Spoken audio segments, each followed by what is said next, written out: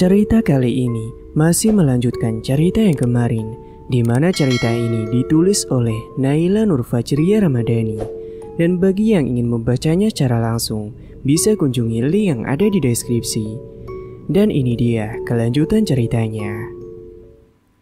Saat bocah itu sudah lenyap dari pandangan Stephen pun kemudian beranjak masuk ke kamarnya. Dia mulai mempersiapkan segala kebutuhannya untuk berangkat ke tempat kerjanya. Dia mengeluarkan satu kemeja biru yang ada di lemari, juga celana panjang berjenis scrap dengan warna abu kehitaman, tak lupa sepatu pantofel beserta kaos kakinya. Dan setelah prepare selesai, Stephen bergegas untuk membersihkan dirinya kembali. Mengingat dengan apa yang dialaminya sungguh sangat membuat Stephen kelelahan. Apalagi dia belum beristirahat sama sekali. Tuntutan tanggung jawabnya yang besar sebagai seorang dokter spesialis, juga beberapa tunjangan lainnya, membuatnya sadar bahwa dunia ini memang keras. Semuanya butuh uang, apa-apa uang, yang diutamakan uang. Maka dalam satu hal itu, Stephen mempunyai prinsip tersendiri. Jangan pernah mau diperbudak oleh uang, terus sibuklah bekerja. Maka uang itu sendirilah yang akan nantinya mencari kita. Meskipun orang tuanya sangat egois, Stephen pun banyak belajar berbagai hal dari mereka. Mulai dari merintis usahanya dari titik terbawah, hingga sekarang hanya tinggal menikmatinya saja. Mereka yang mau mengambil resiko, percaya, dan mencontohkan pada anak-anaknya bahwa ketika terlibat dalam suatu kegiatan baru, membuat seseorang jadi lebih percaya diri. Segi pandang mereka yang positif, berpikiran terbuka, tak malu untuk meminta bantuan walaupun dengan berhutang, dan berkali-kali berani untuk gagal kemudian bangkit kembali, sampai proses perjuangan hebat yang mereka rintis bersama membuahkan hasil yang sangat memuaskan. Kedua orang tua Stephen ini bergerak di bidang kulineran. Berbagai cabang sudah ada dalam genggamannya, dari satu kota menuju kota lainnya. Dulu, almarhum kakaknya lah yang mengelola semuanya, karena kedua orang tuanya percaya bahwa kakaknya itu bisa diandalkan. Tapi bukan berarti mereka pilih kasih kepada kedua anaknya. Itu dikarenakan Stephen sendiri masih belum mengerti tentang arti dari memikul tanggung jawab. Dia masih asik dengan dunianya sendiri, main ke sana kemari hingga lupa akan waktu. Sebenarnya masa remaja Stephen termasuk dalam kategori anak remaja yang cukup bandel, susah untuk diatur. Mungkin karena kurangnya kasih sayang kedua orang tuanya yang membuatnya menjadi begitu. Hingga suatu hari, kakak yang paling disayangnya memberikan saran agar dia merubah segala sikap arogannya itu. Almarhum kakaknya sering mencurahkan semua kasih sayang yang tak pernah diberikan oleh orang tuanya pada Stephen. Dan berkat seluruh kerja kerasnya, juga didikan dan pengertian dari kakaknya, Stephen dengan susah payah mendapatkan gelar sarjana kedokteran di salah satu universitas ternama di Indonesia. Tanpa bimbingan dari almarhum kakaknya, mungkin saat ini Stephen masih menjadi berandalan tidak berguna, lontang-lantung ke sana kemari dan tidak pernah menghargai siapapun. Selain foto Agatha, Stephen juga memasang foto almarhum kakaknya di dalam dompetnya. Sesekali air matanya menetes, mengingat pengorbanan dan kasih sayangnya yang besar terhadap Stephen. Dan di rumah sakit itulah, Stephen pertama kali diterima bekerja. Itu pun juga berkat bantuan dari kakaknya. Sekitar 5 bulan berprofesi sebagai seorang dokter di sana, Stephen berniat ingin mentraktir kakaknya untuk pertama kalinya menggunakan uang dari hasil jeripayahnya sendiri. Dia membuat janji dengan kakaknya di tempat biasa mereka menghabiskan waktu bersama, yaitu sebuah kafe yang tak jauh dari tempatnya bekerja. Pada momen yang tak disangka itulah, sebuah tragedi berdarah terjadi tepat di depan mata kepalanya sendiri. Saat hendak menyeberang jalan untuk menemuinya, tiba-tiba sebuah truk kontainer besar dengan laju yang sangat cepat melintas dan menghantam tubuh kakaknya hingga terpental sejauh 15 meter. Stephen berteriak lantang, semua orang turut mengerumuni kakaknya yang terkapar dengan genangan darah yang membanjiri aspal jalanan. Matanya benar-benar melihat kondisi kakaknya yang sudah tidak berdaya waktu itu. Jantungnya mulai melemah saat Stephen membopongnya menuju ke rumah sakit tempatnya bekerja. Dia tak tahu akan menjelaskan apa nantinya pada orang tuanya. Kakaknya langsung dibawa ke ruangan UGD untuk segera mendapatkan pertolongan. Steven pun turut angkat tangan dalam penanganan tersebut. Cucuran air mata terus keluar dari kelopak matanya dan perasaan bersalah mulai timbul dalam hatinya. Tangisnya pun menjadi pecah saat denyut jantung kakaknya mulai tidak berdetak. Dampak besar dari kecelakaan itu mengakibatkan benturan keras pada kepalanya yang menyebabkan otaknya menjadi tidak berfungsi. Bukan hanya itu, kakaknya mengalami kerusakan sensor gerak pada seluruh tubuhnya yang mengakibatkan nyawanya tidak bisa diselamatkan. Kemudian Steven pun menyuruh pihak rumah sakit lainnya untuk menghubungi orang tuanya. Dia sendiri tak sanggup menjelaskan keadaan tragis yang menimpa kakaknya.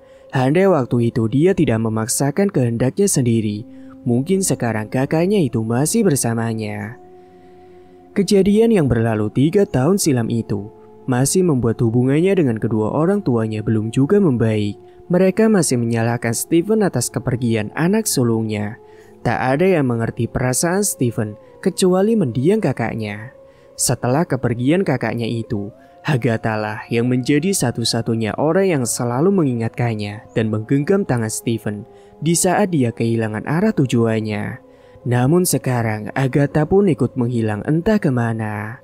Steven selalu berdoa dimanapun dia berada, semoga Yang Kuasa selalu melindunginya. Salah seseorang yang disayanginya telah mendahului pergi meninggalkannya, satunya lagi belum juga ditemukan. Steven merasa bahwa Tuhan saat ini sedang menghukum atas kesalahan yang dia perbuat di masa lampaunya, berujung pada keterpurukan yang tidak ada habisnya. Steven berusaha untuk memenuhi semua tanggung jawabnya dan menjadi seseorang yang lebih baik lagi. Suara pintu terdengar diketuk dari luar. Steven pun segera menyapu air matanya menggunakan sapu tangannya. Iya, sebentar. Sesegera mungkin dia memakai kemeja dan juga celana panjangnya.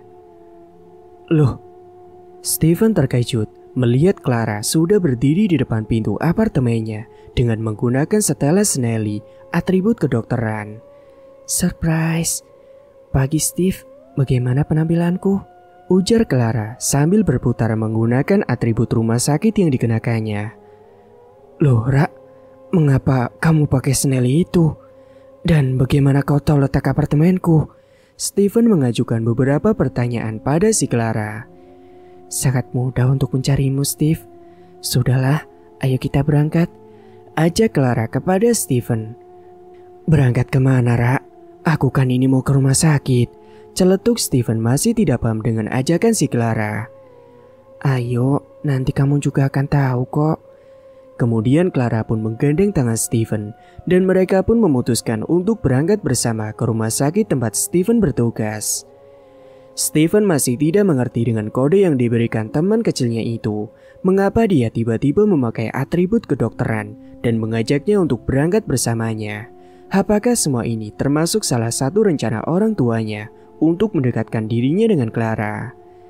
Steven masuk dan duduk di depan kemudi, berniat ingin menyetir. Namun Clara melarangnya karena dari tadi dia melihat Steven dengan tidak sengaja menguap berulang kali. Dia juga melihat bagian kantung mata Steven yang menghitam layaknya mata si panda.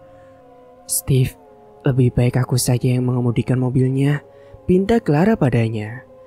Loh, mengapa begitu? Tuh coba lihat wajahmu, sambil mengarahkan kaca spion mobilnya ke arahnya. Dan dengan polosnya, Steven pun berkaca. Dia masih merasakan bahwa tak ada yang aneh pada mukanya. Emang kenapa, Ra? Ucap Steven spontan. Astaga Steve, kau ini berpura-pura atau bagaimana sih? Apa tadi malam kau begadang? Clara terus menyerocos dan bertanya pada Steven. Steven baru sadar setelah Clara menegurnya. Mungkin temannya itu melihat keadaan muka dan rambutnya yang acak adul seperti orang gila. Aku memang semalam gak bisa tidur, Ra. Ucap Steven sembari memberikan kunci mobilnya kepada Clara. Memangnya ada apa? Panjang ceritanya. Nanti aku ceritakan kalau sudah sampai rumah sakit. Ayo, sudah jam 8 ini. Aku sudah terlambat. Mereka pun akhirnya kembali memasuki mobil. dan segera menuju rumah sakit tempatnya beroperasi. Dan singkatnya tepat di depan lobi rumah sakit, Stephen pun lekas turun dari mobil dan Clara segera melepas seatbeltnya. Buru-buru menyusul Stephen yang sudah mendaluinya masuk ke dalam. Stephen menoleh ke belakang melihat Clara yang dari tadi terus mengikutinya. "Apalagi, Ra, aku mau kerja," tugasnya pada Clara. "Iya, aku juga, Steve." "Ah, maksudmu?" "Aku juga diterima kerja di rumah sakit ini," jelas Clara dengan gembira. "Ah, serius kamu, Ra?" ujar Stephen yang masih tidak percaya dengan ucapan si Clara. Clara menganggukkan kepalanya. Melihat reaksi Clara, Stephen sudah bisa menebak bahwa memang itulah yang diinginkan orang tuanya. Menyuruh Clara untuk pindah ke Indonesia, meninggalkan profesinya di Kanada. Dan sekarang, tiba-tiba saja dengan gampangnya rumah sakit itu menerimanya bekerja di sini. Namun Stephen sendiri belum tahu perasaan Clara yang sebenarnya padanya. Apakah dia tetap menganggapnya sebagai seorang teman, ataukah lebih dari sekedar itu? Tak berpikir panjang mengenai itu semua, Stephen turut senang melihat Clara bisa bergabung bersamanya di rumah sakit ini. Dia bisa lebih belajar banyak dari Clara mengenai hal medis, karena dia termasuk dalam kategori lulusan mahasiswi terbaik Kanada. Tumbuh bersama saat kecil dan menempuh jenjang pendidikan yang sama juga dari SD hingga SMA, Stephen memang sangat mengenal Clara. Dari dulu Clara selalu mendapatkan ranking terbaik di sekolahnya, sampai-sampai semua temannya menjulukinya sebagai kutu buku. "Selamat ya, Ra. Aku ikut senang mendengarnya," ucap Stephen sembari menjabat tangan Clara. "Semoga kita bisa bekerja sama ya," pungkas Stephen. Setelah bersalaman, Stephen pun meninggalkan Clara yang masih tersipu malu mendapatkan ucapan selamat langsung dari Stephen. Clara senang mendengar Stephen yang sangat antusias untuk menyambutnya bergabung dan bekerja di tempat yang sama dengannya. Dia bersyukur sekali bisa mempunyai teman sebaik Stephen. Semoga saja hubungannya dengan Stephen bukan hanya sebatas teman semata. Clara pun mulai mengharapkan hal yang lebih dari itu. Singkatnya, jadwal Stephen sangatlah padat. Ada banyak sekali pasien dari kalangan anak-anak yang harus dia tangani. Dengan sabar dan telaten, Stephen mencoba untuk membantu memulihkan dan menyembuhkan pasiennya. Dari pola makan, obat-obatan, pengecekan rutin, semua itu tak lekang dari kontrol matanya.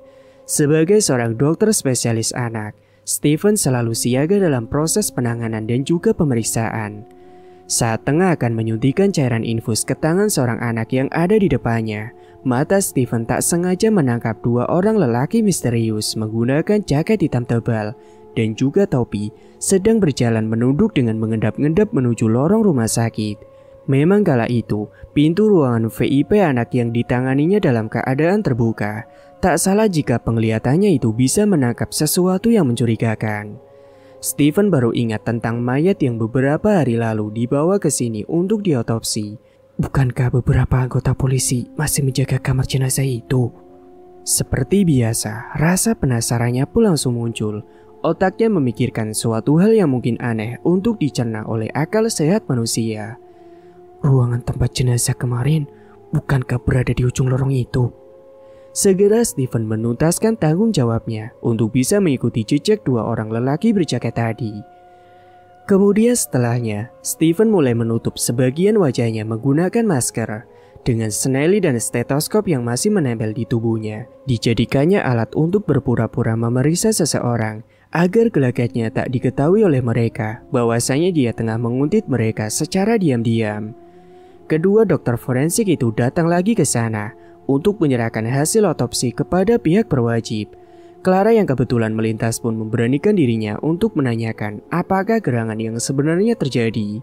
Seperti biasa, Clara selalu penasaran dengan hal ataupun kejadian baru. Sebelum dokter forensik itu sampai ke depan kamar jenazah, Clara mengadang langkah mereka. "Maaf bila saya mengganggu, saya dokter baru di sini. Kalau boleh tahu, ada apa ya sebenarnya? Kok kelihatannya kamar jenazah di ujung itu dijaga ketat oleh anggota kepolisian?" tanya Clara kepada kedua dokter forensik itu. "Saya dokter forensik. Saya ingin menyerahkan hasil otopsi salah satu jenazah di rumah sakit ini," tuturnya kepada Clara.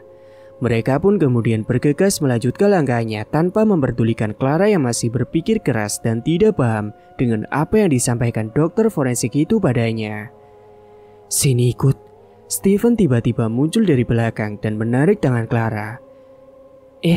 Clara spontan kaget. "Kamu lagi ngapain?" tanya Steven padanya. "Oh, itu. Aku cuma penasaran sama kamar jenazah yang dijaga sama banyak polisi," pungkas Clara.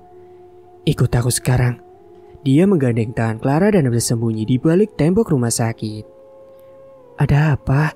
ucap Clara heran. "Nanti kamu juga bakalan tahu sendiri." Clara hanya mengangkat bahu, turut mengikuti ajakan Steven untuk bersembunyi.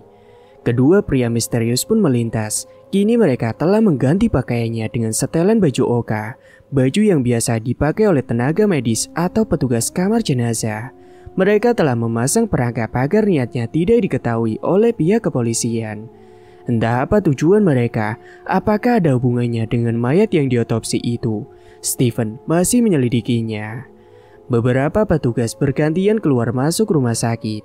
Kini kesempatan keduanya untuk menyelinap ke ruangan jenazah akan lebih mudah. Mereka dengan gampang menyamar sebagai petugas medis untuk mengecoh pihak yang berjaga. Dengan alasan ingin memberikan suntikan zat formalin pada jenazah, petugas kepolisian pun mengizinkan untuk masuk. Saat dirasa sudah tidak ada yang berjaga di depan ruangan itu, Steven dan Clara pun mencoba mengintip perilaku mereka dari luar ruangan tersebut. Dan benar saja, Steven hampir tidak bisa mengedipkan matanya melihat keadaan jenazah yang sangat mengerikan itu. Banyak luka jahitan bekas otopsi di bagian tangannya, juga mulutnya pun terdapat sobekan yang amat lebar, namun telah dijahit pula oleh dokter forensik. Tiba-tiba, Clara memutuskan untuk masuk ke dalam. Steven terkejut sekaligus emosi melihat sikap Clara yang tidak bisa menunggu. Dia pun segera mengikuti Clara dan masuk ke dalam kamar jenazah tersebut. Tak habis pikir dengan yang dilihat oleh kedua mata kepalanya, Clara tengah menggeram seperti macan sambil mencekik leher kedua lelaki tersebut, mengangkat tubuh ke atas sambil terus mencengkeram kuat leher mereka. "Astaga Clara, kamu kenapa?" Steven panik melihat perilaku Clara yang seperti orang kesurupan. Mendengar suara gaduh dari dalam ruangan, para polisi itu segera berhamburan untuk mengeceknya.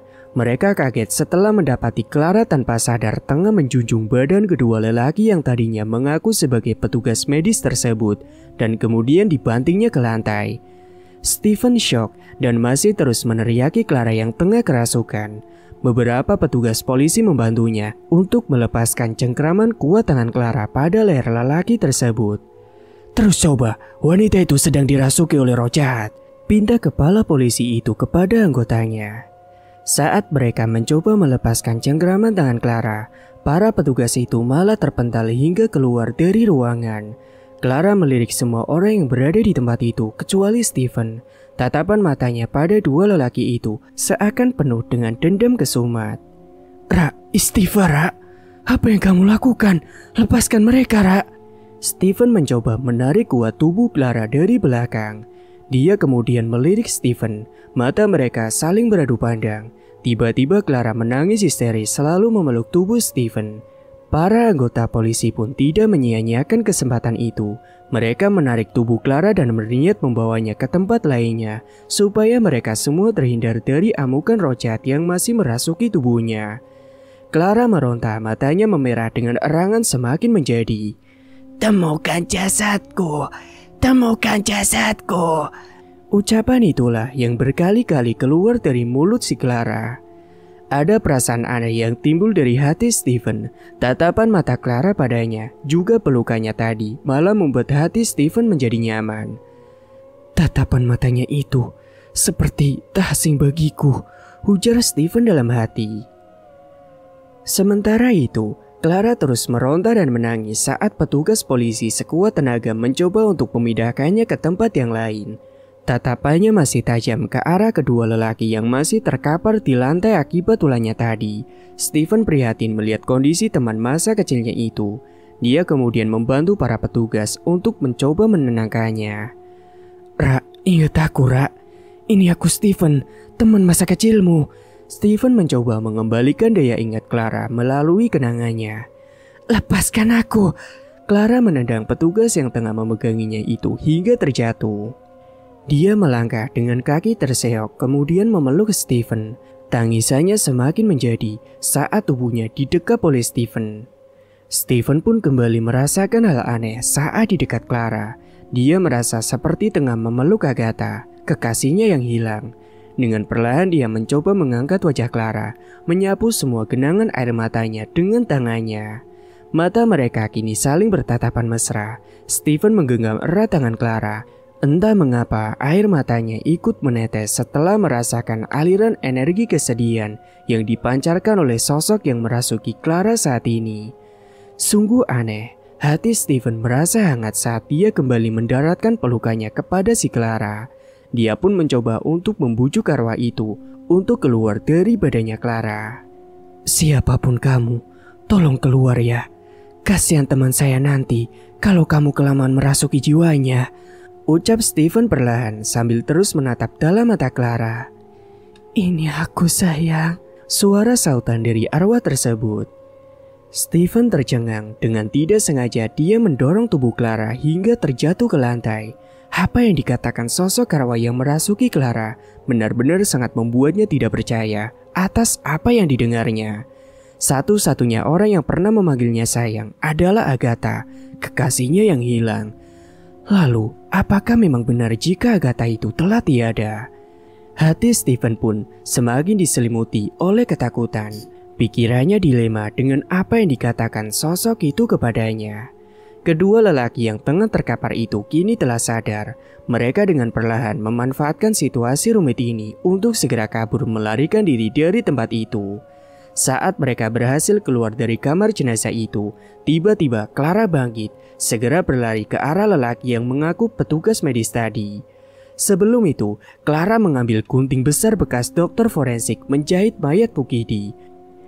Dan dengan badan yang masih dirasuki roh, Clara tanpa sadar menancapkan gunting itu tepat mengenai punggung keduanya. Lelaki itu terjatuh dengan simpanan darah yang mengalir dari tubuhnya. Saat Clara mendekatkan langkahnya pada mereka, dengan sisa tenaga yang masih tersisa, mereka mencoba untuk berlari dan menghindari serangan Clara. "Sejauh apapun kalian berlari, kalian harus mati di tanganku," ucap Clara dengan senyum menyeringai. Kedua pria itu berlari menuju lorong rumah sakit dengan tergopoh. Tetesan darah terus mengucur dari badan mereka hingga menjatuhi lantai rumah sakit. Seisi rumah sakit pun melihat tragedi berdarah tersebut. Untung saja manajer rumah sakit tidak ada di tempat. Jika Pak Sujatmiko sampai melihat kejadian itu, entah bagaimana pihak rumah sakit itu harus menjelaskan. Setelah memasuki lorong, kedua lelaki itu berlari ke arah yang berbeda. Satunya menaiki lift dan satunya lagi berlari menuju koridor rumah sakit melalui anak tangga darurat. Beberapa pihak kepolisian begitupun Steven turut serta mengikuti kemana langkah Clara berlari mengejar dua lelaki yang belum jelas apa tujuannya kemari. "Brengsek, siapa wanita itu?" omel lelaki berbadan besar itu sambil terus memegangi pundak bagian belakangnya yang tertusuk oleh gunting. Sementara Clara berjalan menuju lift kedua rumah sakit untuk menuntaskan dendam dari arwah yang merasukinya. Matanya semakin memerah, masih dengan gunting yang dipenuhi oleh darah pada genggamannya. Setelah sampai pada koridor rumah sakit, lelaki bertopi dan berjaket hitam itu tidak tahu lagi akan lari kemana. Sudah tidak ada jalan lagi baginya. Jika dia memilih meloncat dari atas balkon, itu sama saja seperti bunuh diri. Lelaki itu pun memutuskan untuk kembali dan melangkah melalui tempat sebelumnya. Namun saat akan berjalan, dia melihat Clara sudah berdiri tepat di belakangnya. Lelaki itu pun melangkah mundur perlahan, sedangkan Clara tetap maju dan mengacungkan gunting tajam itu ke arah lelaki itu. Dan dengan sigap, Clara menarik tubuh lelaki itu, menancapkan benda tajam itu berulang kali ke perut lelaki itu. "Wah!" Sontak lelaki itu berteriak kesakitan memegangi perutnya yang kini telah dibanjiri oleh genangan darah segar. "Apa kau ingat saat kau menancapkan pisau itu berkali-kali ke tubuhku?" Lelaki itu melotot mendengar ucapan Clara. "Iya, akulah arwah itu. Arwah wanita yang kau perkosa lalu kau bunuh, yang kemudian dengan keji kalian mencincang tubuhku layaknya seekor hewan. Ucap Clara yang kerasukan.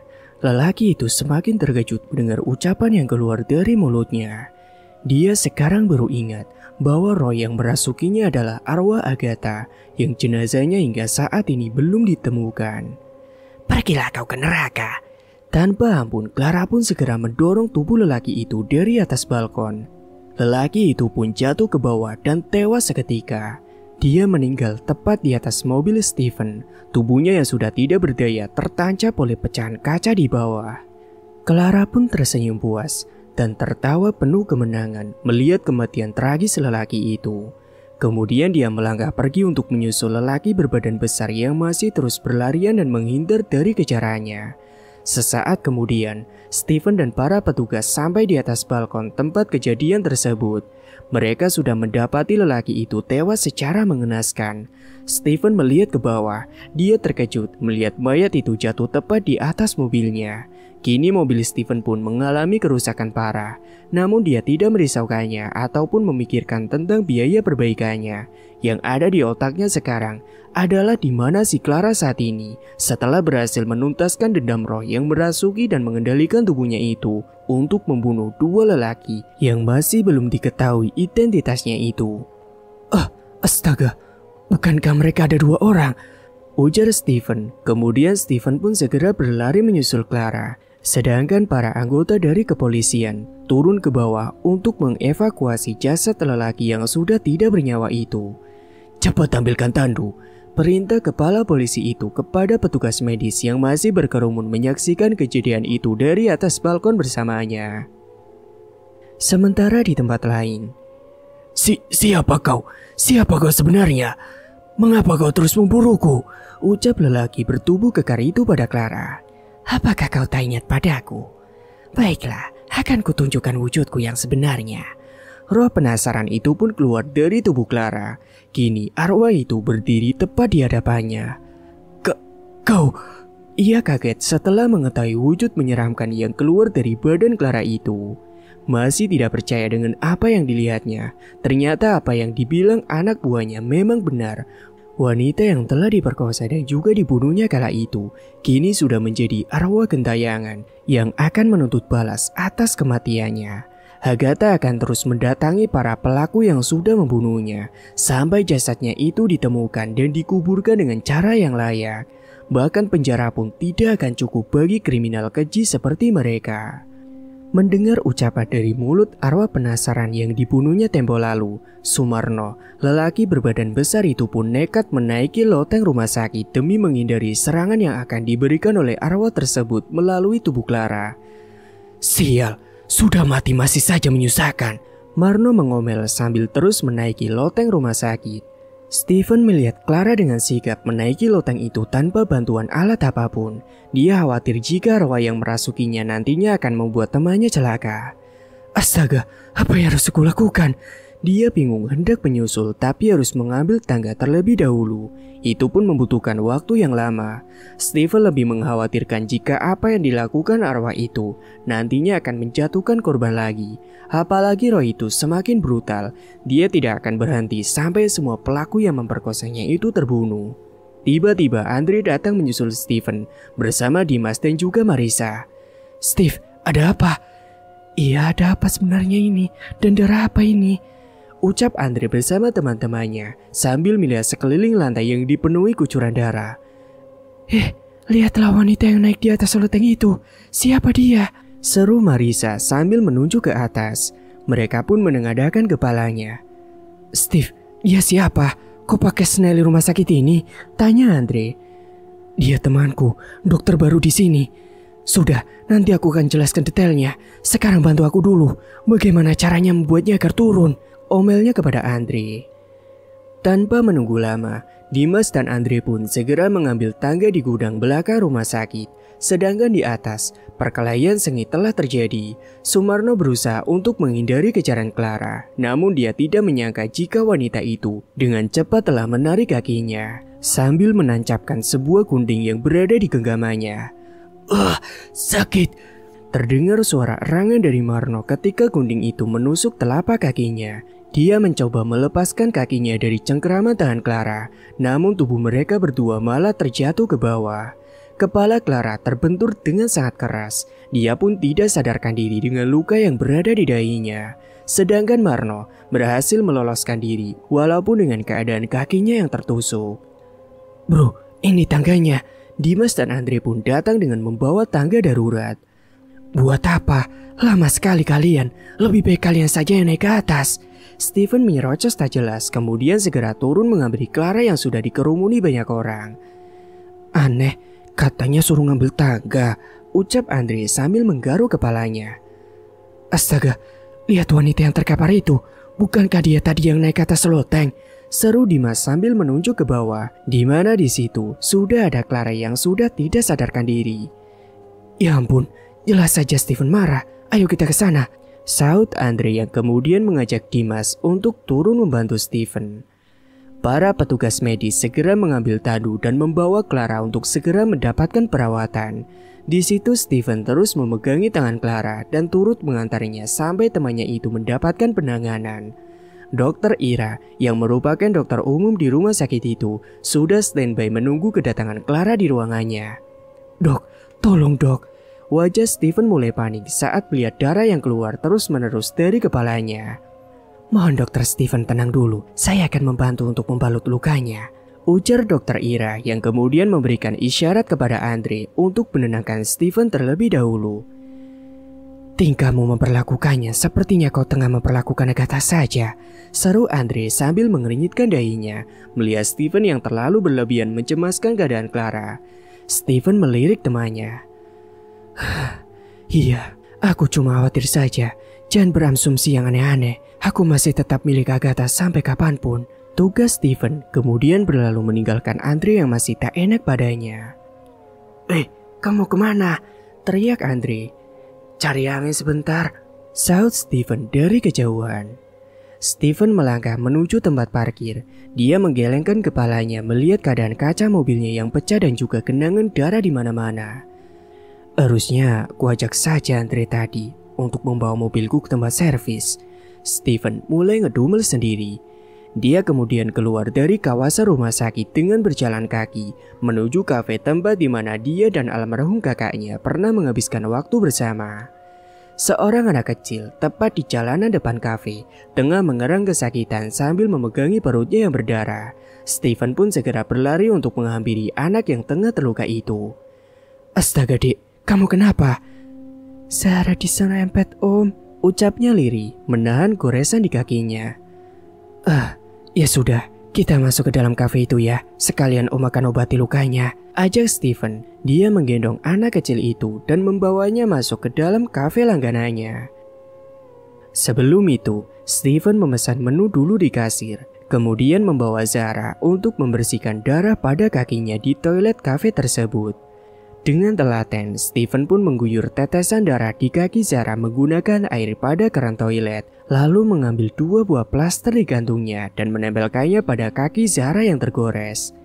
Makasih ya om dokter yang baik, celetuk Zara yang seketika membuat Steven terperangah. Dari mana dia tahu mengenai profesi Steven? Sungguh aneh. Loh, kok kamu tahu kalau om ini dokter? Tanya Steven pada gadis bernama Zara itu. Zara hanya tersenyum tanpa menjawab. Dia pun menggandeng tangan Steven menuju meja kafe. Zara lapar? Tanya Steven. Zara pun tersenyum dan menganggukkan kepalanya.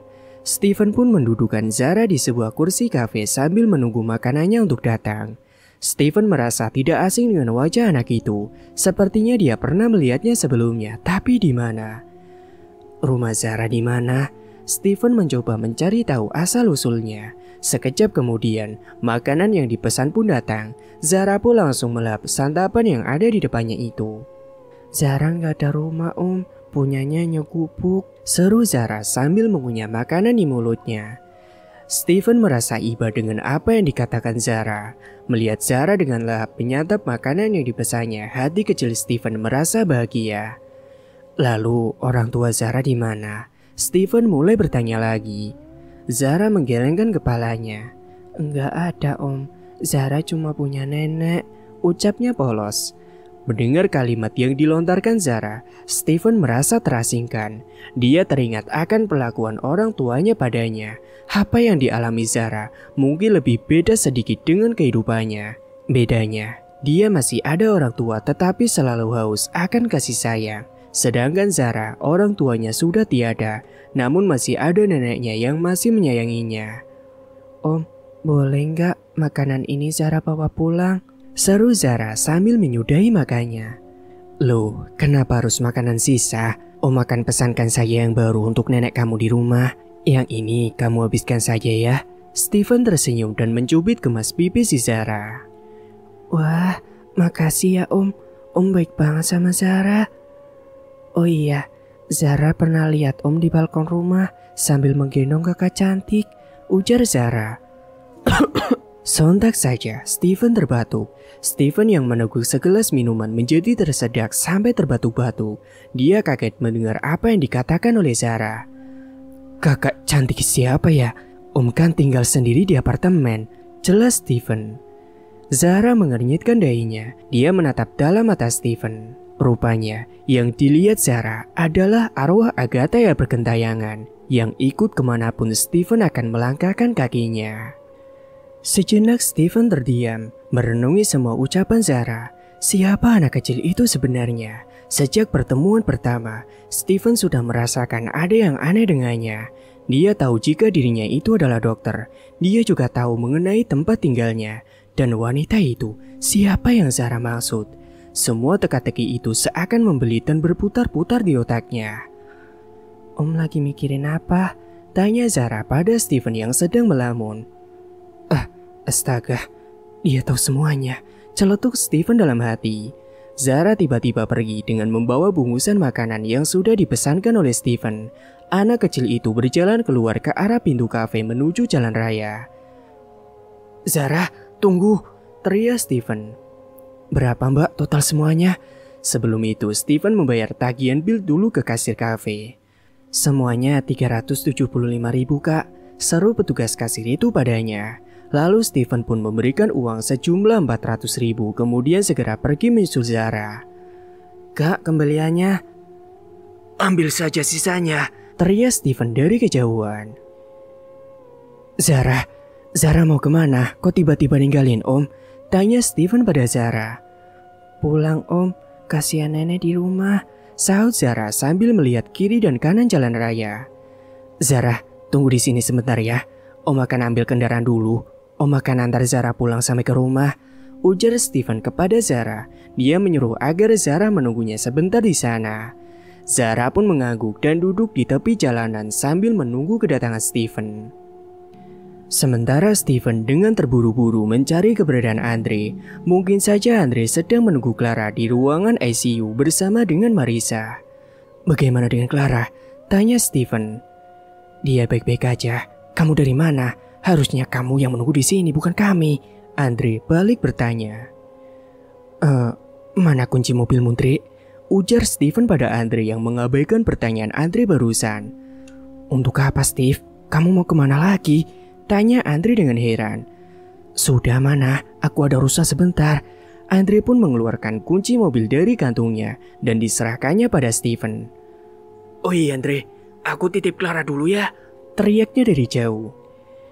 Dia lalu mengambil mobil Andre yang ada di parkiran, lalu berangkat untuk menjemput Zara yang sudah menunggunya di tepian trotoar dan mengantarkannya untuk pulang.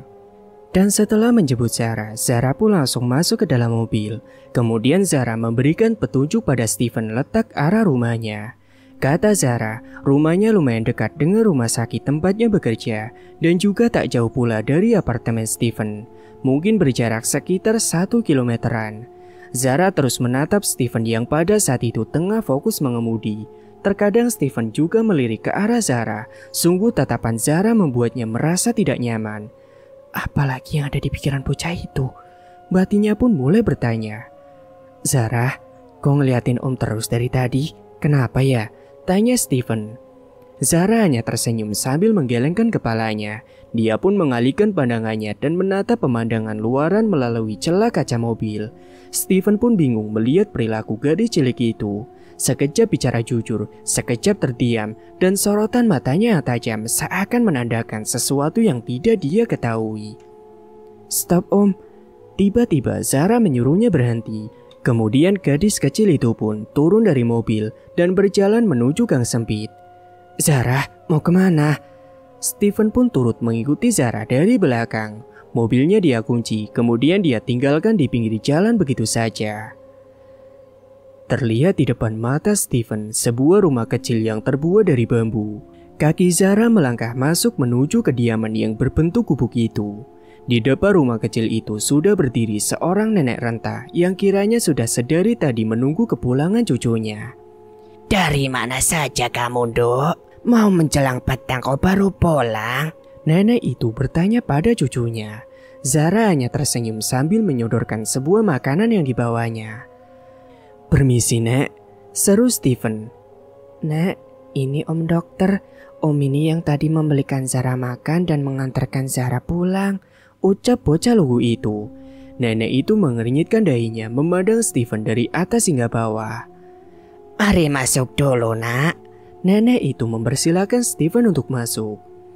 Maaf, rumah nenek berantakan. Zara, tolong bantu masukkan pakaianmu di keranjang ya. Sambil memungut satu persatu pakaiannya, Zara pun turut membantu neneknya. Duduk dulu, Nak. Nenek akan ke belakang sebentar. Jangan repot-repot, Nek, seru Steven yang mencegah nenek itu membuatkan sesuatu. Tidak apa-apa, hanya segelas minuman saja. Tidak baik membiarkan tamu yang datang tanpa minum atau makan, tuturnya pada Steven. Kemudian segera berjalan dengan bantuan tongkatnya menuju ke dapur. Setelah membantu neneknya membereskan rumah, Zara kemudian duduk di samping Steven. Dia memandang Steven sambil tersenyum. Kenapa Zara? Kok senyum-senyum begitu? Tanya Steven. Dia juga ikut tersenyum melihat kelakuan bocah itu. Sini Om, Zara bisikin sesuatu, ucapnya lirih. Steven pun mendekatkan telinganya ke arah si Zara. Emang Om gak capek ya? Tiap hari gendong kakak cantik itu terus? Serunya pada Steven. Dia kemudian menatap Zara, mengernyitkan dahinya. Kemudian berdiri dan menoleh ke kanan dan kirinya. Siapa Zara? Jangan nakut-nakutin Om dong, celetuk Steven. Mendengar ucapan Zara, dia pun jadi merinding sendiri. Beberapa menit kemudian, nenek Zara pun datang dengan segelas teh dan sepiring singkong rebus di tangannya. Dengan sigap Steven membantunya untuk meletakkan makanan itu ke meja kecil depan Zara. Ada apa Zara? Kamu mengganggu Om Dokter lagi ya? Tanya neneknya. Tidak begitu, Nek. Cuma tadi Zara usil nakut-nakutin saya, jelas Steven. Siapa yang nakutin? Emang beneran kok Om. Om sedang gendong kakak cantik, seru Zara. Ucapan itu spontan keluar dari mulut gadis polos itu. Ada sesuatu yang mau nenek jelaskan tentang Zara, ujar sang nenek sambil menghela napas panjang. Iya Nek, silakan. Zara, tolong masuk ke kamar sebentar ya. Nenek mau bicara dulu sebentar dengan Om Dokter, pintanya pada cucunya. Baik Nek. Zara pun segera berdiri dan berjalan menuju ke kamarnya. Setelah melihat Zara sudah memasuki kamarnya, barulah nenek itu menceritakan tentang asal-usul Zara yang sebenarnya. Zara sebenarnya bukan cucu kandungku, ungkap nenek itu yang sekaligus membuat Steven menjadi kaget. Maksud nenek bagaimana? Tanya Steven lagi yang semakin penasaran. Dulu, waktu Zara berumur 2 tahun, nenek menemukan dia sedang bersembunyi di semak belukar yang ada di belakang gubuk nenek. Dia dalam keadaan ketakutan kala itu. Nenek bingung harus berbuat apa. Nenek juga tidak tahu Zara itu anak siapa. Saat nenek tanya, Zara cuma bilang takut. Katanya dia melihat sesosok hantu yang menyeramkan yang menculiknya. Nenek berasumsi bahwa Zara telah diculik oleh Wewe Gombel. Dan setelah kejadian itu, Zara sering main sendiri, ketawa sendiri, dan kadang juga tiba-tiba nangis tidak jelas, ujar nenek itu. Sampai semua penduduk di sini mengucilkan Zara, menganggap Zara adalah anak yang aneh. Pernah juga suatu hari, nenek sedang memergoki Zara sedang bermain dengan boneka kesayangannya. Nenek pikir itu adalah hal yang wajar pada anak umumnya. Tapi setelah mata nenek melihatnya sendiri, nenek percaya bahwa Zara bukanlah anak sembarangan. Nenek melihat boneka yang dimainkan Zara juga bergerak dengan sendirinya. Timpal nenek yang menjelaskan kejadian secara rinci. Lalu, apa maksud nenek Zara mempunyai indera keenam? Tanya Steven dengan raut muka seriusnya. Iya, bisa dibilang seperti itu. Nenek tinggal dulu sebentar ya, ujar nenek itu meninggalkan Steven dan menuju ke kamar Zara. Setelah beberapa langkah, "Nak, kemarilah nak." Nenek itu melambaikan tangannya kepada Steven. Steven pun kemudian menghampiri nenek Zara yang masih berdiri dengan menatap ke dalam kamar Zara. "Iya nek, ada apa?" ucap Steven heran mengapa tiba-tiba nenek itu memanggilnya. "Lihatlah," ucap si nenek sambil menuju ke kamar Zara. "Zara? Dia bicara dengan siapa nek?" tanya Steven. "Coba nak dokter masuk dan tanya pada Zara sendiri," ujar nenek itu sambil tersenyum, kemudian pergi meninggalkan Steven. Atas izin dari nenek Zara, Steven pun memasuki kamar bocah indigo itu. Mata Steven menangkap sendiri bahwa Zara tengah berbicara sendiri sambil memainkan boneka yang ada di depannya. Zara main sama siapa?" Steven duduk di sampingnya. "Ini om, sama kakak cantik yang tadi om gendong terus," celetuk Zara. Steven menghela napas panjang. Dia mengelus rambut bocah perempuan yang ada di depannya itu.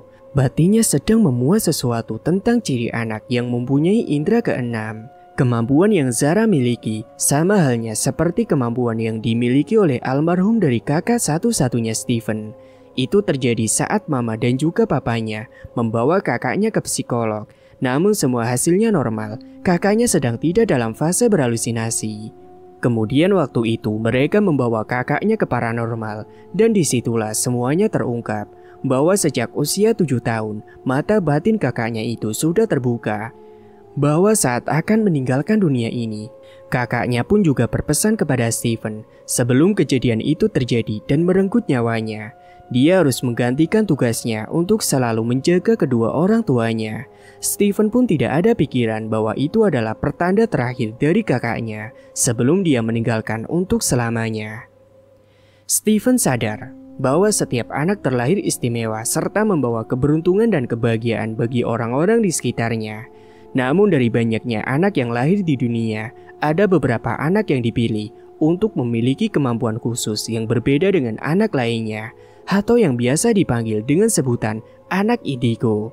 Istilah itu merajuk pada perpaduan warna aura antara nila dan biru tua yang dimiliki anak dengan ketajaman indera keenam.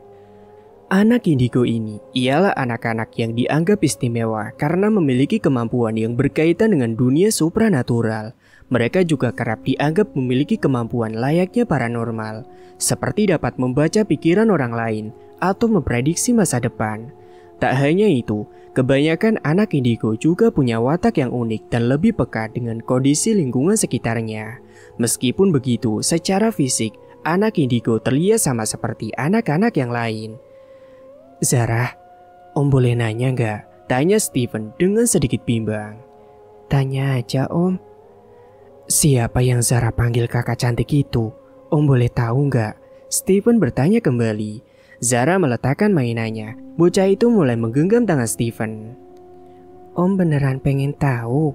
ujarnya meyakinkan lagi. Steven pun menganggukkan kepalanya.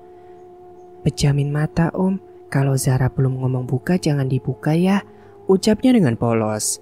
Saat Zara fokus menetralisir penglihatannya kepada Steven, tiba-tiba telepon Steven berbunyi. "Sebentar Zara, om angkat telepon dulu ya," seru Steven yang kemudian meninggalkan Zara begitu saja. "Iya Andre, cepat katakan," celetuknya di telepon. "Steve, cepatlah ke rumah sakit sekarang," pinta temannya itu. "Ada apa Andre? Halo?" Dan telepon tiba-tiba terputus. Setelahnya Steven pun bergegas untuk kembali ke rumah sakit dan mengurungkan niatnya untuk mengorek teka-teki tentang sosok misterius yang dilihat oleh Zara. Sebelum itu Steven berpikir lebih baik dia mengajak Zara saja. Siapa tahu dengan adanya Zara, Steven pun menemukan petunjuk baru. "Zara, ayo ikut Om sebentar." Steven langsung menggendong Zara. Sebelum itu dia pun meminta izin dahulu kepada neneknya. Dan setelah mendapatkan persetujuan, Steven pun segera menuju mobil yang diparkirkannya di jalanan tadi. Dia meletakkan Zara dan mendudukannya di sampingnya. Kemudian memasangkan seatbelt pada tubuh Zara. Kemudian dia akan melaju dengan kecepatan tinggi karena khawatir jika telepon dari Andre tadi ada hubungannya dengan keadaan Clara. "Pelan-pelan Om, Zara takut," rengek bocah itu sambil tangannya mencengkeram erat tangan Steven. "Tenang Zara, Zara pegangan ya," ucap Steven.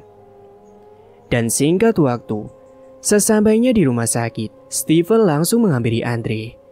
"Ada apa Andre? Bagaimana dengan Clara?" tanya Steven khawatir. "Masuklah ke dalam. Sedari tadi dia terus saja menangis dan memanggil namamu," jelas Andre kepada Steven. Steven pun langsung buru-buru masuk ke ruangan tempat teman masa kecilnya itu dirawat. "Loh, siapa anak kecil yang digendong Dr. Steven?" Marisa bertanya pada Andre. Andre hanya mengangkat bahu tanpa menjawab pertanyaan dari Marisa. Mereka hanya berharap semoga saja keadaan Clara lekas membaik dan mereka semua bisa menuntaskan pekerjaan yang belum selesai untuk mencari keberadaan Agatha. "Steve," tangisan Clara pecah ketika melihat wajah Steven di depannya. "Iya Ra, aku di sini." Steven langsung menggenggam tangan Clara dan berusaha menenangkannya. "Aku takut Steve. Apa yang terjadi padaku sebelumnya dan darah apa yang ada di bajuku ini?" Beberapa pertanyaan dilontarkannya kepada Steven. "Tenang, kamu gak apa-apa, kamu sudah aman. Aku bersamamu di sini kok," ujar Steven sambil menghapus air mata Clara yang mengalir. "Siapa anak itu, Steve?" Clara melirik Zara yang bersembunyi di belakang Steven. "Oh, ini Zara. Sini nak, jangan takut." Steven menggandeng tangan Zara dan menuntunnya untuk berkenalan dengan Clara. "Zara takut Tom, kakak cantik itu marah," ucap Zara. Clara yang mendengar perkataan Zara menjadi heran. "Steve, dia ngomong apa? Kakak cantik siapa?" tanya Clara pada Steven. "Shh, nanti aku akan jelaskan, kamu istirahat dulu ya," perintahnya pada Clara. "Iya, tapi kamu temani aku di sini ya. Tolong Steve," pinta Clara sambil mengatupkan tangannya. Steven mengangguk, namun Zara merasa tak nyaman dengan tatapan sosok arwah yang ada di ruangan itu. Karena sosok itu menatap dengan raut muka marah ke arah si Clara. "Kak, jangan," seru Zara yang mencegah arwah itu untuk tidak mengganggu Clara. Melihat Zara yang semakin peka dengan kehadiran mereka yang tidak kasat mata, Steven pun langsung menggandengnya dan mengajaknya untuk keluar ruangan tersebut. "Zara, jangan di sini Zara. Nanti orang-orang akan tahu tentang kemampuan kamu," ujar Steven lirih memberitahu kepada Zara. Zara hanya mengangguk tanpa memberitahu Steven yang sebenarnya mengenai apa yang dilihat oleh mata batinnya. Mungkin Zara merasa ini bukan waktu yang tepat. Anak kecil itu juga tak mau mengganggu waktu istirahat si Clara. Namun Zara lega karena bisa menghalangi arwah wanita yang dipanggilnya kakak cantik itu untuk tidak mengganggu ataupun menyakiti Clara lagi. Zara bisa merasakan ikatan kuat antara arwah itu dengan Steven. Walaupun beda dunia, namun cinta dan kenangannya untuk Steven dia bawa hingga napas terakhirnya. Anak kecil itu kemudian duduk di kursi ruang tunggu yang telah disediakan oleh pihak rumah sakit. Sementara itu Steven masuk ke dalam untuk menemani Clara sebentar. Gadis berumur 6 tahun itu bingung harus menjelaskan bagaimana nantinya kepada Steven. Bagaimana gadis seumuran dia bisa menguak sebuah misteri pembunuhan yang belum terungkap. Mungkin melihat mereka yang tidak kasat mata merupakan hal yang biasa bagi Zara. Namun untuk membongkar sebuah kejahatan untuk menemukan jasad Agatha, Zara perlu seseorang untuk mendampinginya. Bocah lugu itu berpikir hanya Steven lah yang bisa membantunya untuk menyelesaikan semua ini. Dengan melenggangnya keadaan, Zara merasa suntuk jika hanya duduk-duduk saja sambil menunggu entah kapan Steven akan keluar dari ruangan itu. Anak perempuan berambut tikal itu pun berjalan melihat suasana rumah sakit untuk mengusir rasa suntuk dan kantuk yang melandainya. Jam rumah sakit pun mulai berdenting, waktu sudah tertuju pada pukul 8 malam. Sudah 1,5 jam lebih, Steven membawa Zara ke rumah sakit tempatnya bekerja. Zara melangkah menuju lobi rumah sakit, kemudian dia berjalan ke kiri dan menemukan sebuah taman yang cukup asri. Di depan taman itu, terdapat sebuah gudang yang pintunya tergembok. Kemudian Zara bermain-main di sebuah ayunan kayu di taman itu. Mata awas anak itu melihat beberapa makhluk dari dunia lain yang mengerumuni dirinya, seakan ingin ikut bermain bersamanya. Batinnya mengatakan, mungkin saja mereka adalah seseorang yang pernah meninggal di sana, atau bisa jadi mereka adalah penghuni lama rumah sakit itu. Dia terus bermain tanpa rasa takut, bagai acuh tak acuh dengan situasi di sekelilingnya. Walaupun sebagian dari mereka ada yang berwajah mengerikan, seperti mukanya yang hancur, sosok lelaki yang mencari anggota tubuhnya, juga termasuk arwah wanita cantik yang kini ikut duduk bersamanya di ayunan kayu tersebut. Zara tersenyum saat tangan dingin itu membelai rambutnya. Meskipun sudah tiada, wajah pucat arwah itu masih tetap cantik, sama saat seperti dia masih hidup dulu. Iya, dialah Agatha, seorang wanita yang kini bergentayangan untuk menuntut balas atas kematian dirinya, sampai jasadnya ditemukan dan dikuburkan secara layak. Kak, Zara mohon jangan melukai orang lagi, pintanya kepada arwah Agatha. Agatha hanya tersenyum dan menundukkan pandangannya. Demi ambisi dendamnya, Agatha telah membunuh dan melukai banyak orang, termasuk Clara yang saat ini masih proses penanganan karena benturan hebat di kepalanya. Zara janji deh sama kakak, Zara akan berusaha menemukan tubuh kakak. Bujuknya lagi, agar arwah Agatha tidak menumbangkan korban selanjutnya. Agatha kemudian terbang melayang, kemudian menuliskan sesuatu dengan goresan darah di sebuah kaca jendela gudang yang berada tepat di depan Zara. Temukan aku dengannya. Zara mengejarnya dan mulai menghafalkan tulisan di kaca jendela itu. Sejenak dia terdiam, otaknya mulai memikirkan sesuatu. Kemudian gadis kecil itu pun berlari untuk menemui Steven dan membicarakan hal yang serius mengenai pesan yang dituliskan oleh Agatha barusan. Namun kemudian, tanpa sengaja Zara menubruk tubuh Marissa, membuat beberapa berkas yang dibawanya menjadi bertebaran dan berhamburan di lantai. Marissa segera memungut berkas penting itu. Zara pun turut membantunya, mengumpulkan lembaran itu dan diserahkannya kepada Marissa. Maaf kak, Zara buru-buru tadi, ucapnya pada Marissa. Iya gak apa-apa, lain kali hati-hati ya. Loh, bukannya kamu anak yang bersama Dr. Steven tadi ya? Tanyanya pada Zara. Zara hanya mengangguk kemudian berlalu meninggalkan Marissa yang masih memunguti berkas yang terjatuh. Anak aneh, celoteh Marissa. Zara melihat Steven sedang berbicara dengan seorang teman seprofesinya. Tanpa berpikir lagi, anak itu pun segera menghampiri. Om, ikut Zara sebentar, ucapnya sambil menarik tangan Steven. Loh, mau kemana Zara? Oh, masih ada pasien yang mau ditangani. Steven kemudian berlutut untuk memberikan pengertian pada Zara. Tapi om, ini penting, ujar gadis kecil itu yang terus memaksanya. Sebentar aja kok om, please Zara mohon, rengeknya sambil mengatupkan tangannya. Akhirnya Steven pun mengiyakan. Dia lalu turut mengikuti langkah kaki Zara yang membawanya pergi ke arah taman. Ayo om, cepet dikit, celetuk bocah perempuan itu.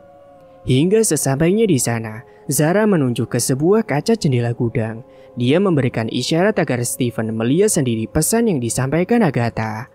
Ada apa Zara? Steven menelusuri semua sisi dan sudut rumah sakit, namun masih tidak mengerti dengan apa yang dimaksudkan oleh Zara. Tulisan di kaca itu om, baca, pintanya pada Steven. Tulisan apa? Mana nak? Nggak ada. Loh, tadi kakak cantik itu menulisnya di sini kok om, seru Zara tetap ngotot dengan apa yang dilihatnya sebelumnya. Sudah ya, ayo kita masuk dulu. Nanti setelah om selesai bertugas, nanti Zara om antar pulang ke rumah. Om masih belum ngerti sebenarnya siapa yang Zara panggil dengan sebutan kakak cantik. Tapi nggak apa-apa, lain kali kita bahas lagi soal ini. Ayo kita masuk dulu. tutur Steven lalu menggandeng tangan Zara dan masuk ke dalam rumah sakit. Zara masih menoleh ke arah yang sama, tempat di mana arwah Agatha tadi menyuruhnya untuk mempertemukan Steven dengannya, yakni tepatnya di sebuah goresan darah yang ada di kaca jendela gedung. Namun yang jadi pikiran Zara saat ini adalah mengapa tulisan itu tiba-tiba menghilang saat Steven tiba di sana. Ataukah mungkin Agatha sendiri yang menghilangkannya? Tapi kenapa? Otak Zara mulai berimajinasi, mencoba menerima asumsi bahwa dirinya masih belum bisa membuktikan tentang kebenaran Agatha yang telah menjadi arwah penasaran. Steven pun kemudian menitipkan Zara ke bagian administrasi. Kebetulan di situ ada Suster Inggit dan juga Suster Rani yang sedang bertugas. Niatnya tadi adalah menitipkannya kepada Marissa. Namun agaknya Marissa tengah repot membantu Andre menangani pasiennya. Ia tidak mau mengganggu seseorang yang sedang bertugas, apalagi membebaninya dengan menitipkan Zara kepada mereka. Memang seharusnya Zara adalah tanggung jawabnya, tapi dikarenakan tugas, maka Steven juga harus profesional. "Sus, tolong titip adik saya sebentar ya. Terima kasih," ucapnya kepada suster tersebut, kemudian berlalu pergi meninggalkan Zara yang nampaknya masih memikirkan hal janggal yang dilihatnya di depan taman. Saat kedua suster itu sibuk dengan data para pasien dan juga keluarga pasien yang membayar tagihan administrasi, mata Zara menangkap suster yang ditabraknya tadi tengah masuk melalui lobi rumah sakit dengan menenteng ember kecil dan lap lusuh di tangannya. Nampak dia buru-buru masuk ke dalam rumah sakit itu dan berjalan lurus menuju lorong, mungkin saja ingin meletakkan ember itu kembali ke toilet. Namun yang menjadikan Zara heran adalah bukannya pihak rumah sakit sudah menyediakan seseorang untuk bagian kebersihan. Lalu mengapa suster itu dengan tiba-tiba keluar dari area rumah sakit sambil membawa ember yang berisikan sebuah air? Zara kemudian menyimpulkan tentang menghilangnya noda darah di kaca jendela tadi. Untung saja suster itu tidak menyadari kehadiran Zara di meja administrasi. Ataukah jangan-jangan mungkin suster Marissa lah yang telah menghapus tulisan darah yang ada di jendela tadi.